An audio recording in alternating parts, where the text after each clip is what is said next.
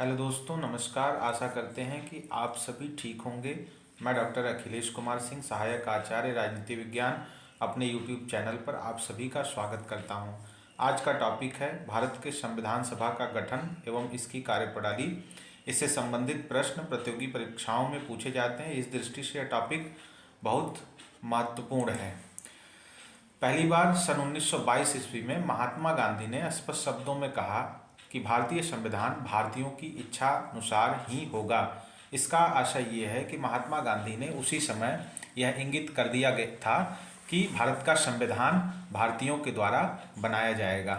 भारत में संविधान निर्माण हेतु औपचारिक रूप से संविधान सभा के गठन का प्रस्ताव पहली बार 1934 ईस्वी में डॉक्टर एम.एन. रॉय ने रखा था। एम.एन. रॉय भारत में वामपंथी आंदोलन के संस्थापक भी थे। सन 1935 में इसी पहल को आगे बढ़ाते हुए भारतीय राष्ट्रीय कांग्रेस ने पहली बार भारत के संविधान के निर्माण के लिए आधिकारिक रूप से संविधान सभा के गठन की मांग की। इसको जो है डॉक्टर पंडित जवाहरलाल नेहरू के नेतृत्व में कांग्रेस ने आगे बढ़ाया था। संविधान निर्माण पर सहमति बनाने हेतु कैबिनेट मिशन 24 मार्च 1946 को भारत पहुंचा। इसने अपनी योजना को 16 मई 1946 को प्रकाशित किया। प्रायः विद्यार्थियों से यह प्रश्न पूछा जाता है कि भारत के संविधान सभा का जो निर्माण हुआ था वह किस योजना का प्रतिफल था। तो इसका उत्तर होगा कैबिनेट मिशन योजना। इस योजना में 3 सदस्य थे जो कि ब्रिटिश कैबिनेट के सदस्य थे। इसमें सर स्टैफर्ड क्रिप्स थे जो कि अध्यक्ष थे। लॉर्ड पैथिक लॉरेंस और ए.वी. अलेक्जेंडर इसके अन्य सदस्यों में थे। कैबिनेट मिशन योजना की प्रमुख सिफारिशें तथा संविधान सभा का गठन। कैबिनेट मिशन योजना के द्वारा सुझाए गए प्रस्तावों के तहत नवंबर 1946 में संविधान सभा का गठन हुआ।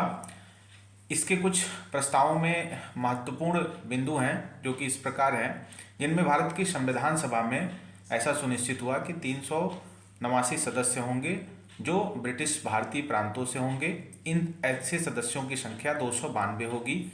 इसके अलावा देशी रियासतों से 93 सदस्य होंगे और चीफ कमिश्नरी क्षेत्रों से 4 सदस्य होंगे। 1946 में संविधान सभा की जो स्थिति थी इस पिक्चर के माध्यम से भी दिखाया गया है। इसके लिए चुनाव जुलाई अगस्त 1946 में हुए।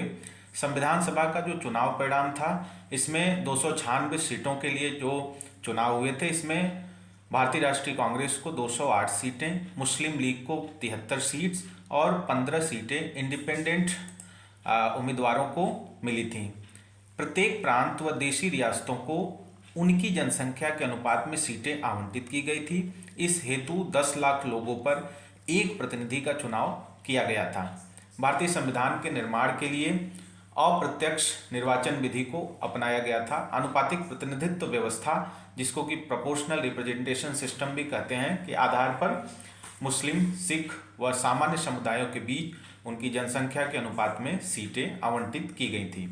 प्रत्येक समुदाय के सदस्यों का निर्वाचन प्रांतीय जो विधानसभाएं थी उनके समुदाय विशेष के सदस्यों द्वारा किया गया था, जिन्होंने एकल संक्रमणीय मत के प्रयोग द्वारा ऐसे प्रतिनिधियों का चुनाव किया था।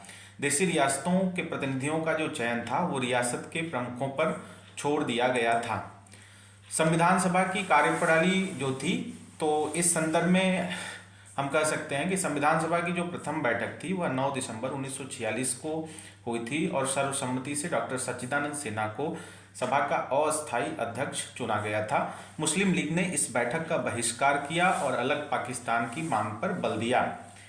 11 दिसंबर 1946 को डॉक्टर राजेंद्र प्रसाद व एच.सी. मुखर्जी को क्रमशः संविधान सभा के अस्थायी अध्यक्ष और उपाध्यक्ष के रूप में निर्वाचित किया गया। 13 दिसंबर 1946 को पंडित नेहरू ने संविधान सभा में ऐतिहासिक उद्देश्य प्रस्ताव प्रस्तुत किया। उद्देश्य प्रस्ताव संविधान की कार्ययोजना, संविधान के उद्देश्यों, लक्ष्यों पर विस्तार से चर्चा थी और इन उद्देश्य प्रस्ताव के बिंदुओं पर विस्तृत चर्चा के पश्चात इस प्रस्ताव को 22 जनवरी 1947 को सर्वसम्मति से भारत की संविधान सभा ने स्वीकार कर लिया, जो बाद में इसी का परिवर्तित रूप होकर संविधान की प्रस्तावना बनी। इसके पश्चात जो है भारतीय स्वतंत्रता अधिनियम 1947 ने सभा की स्थिति में निम्न 3 परिवर्तन किए। सभा को संप्रभु निकाय बनाया गया जो स्वेच्छा से संविधान बना सकती थी। इस अधिनियम ने सभा को ब्रिटिश संसद द्वारा भारत के संबंध में बनाए गए किसी भी कानून को समाप्त करने अथवा बदलने का अधिकार दे दिया गया।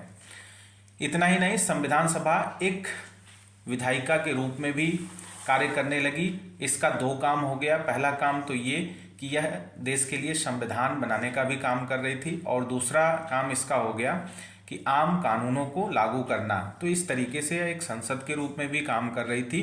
जब भी संविधान सभा के बैठक होती थी तो ऐसे बैठकों की अध्यक्षता संविधान सभा के अध्यक्ष राजेंद्र प्रसाद करते थे, और जब भी संविधान सभा विधायिका के रूप में बैठती थी तो इसकी अध्यक्षता गणेश वासुदेव मावलंकर जी करते थे। इस अधिनियम के प्रभावी होने और भारत विभाजन के पश्चात संविधान सभा के सदस्यों की संख्या 389 से कम होकर 299 हो गई। भारतीय प्रांतों, जो औपचारिक रूप से उस समय ब्रिटिश प्रांत थे, की संख्या 296 से 229 हो गई, और देशी रियासतों की संख्या 93 से 37 कर दी गई। बहुत बहुत धन्यवाद मित्रों। अगले एपिसोड में हम संविधान के कुछ अन्य पहलुओं पर बातचीत करेंगे। बहुत बहुत धन्यवाद।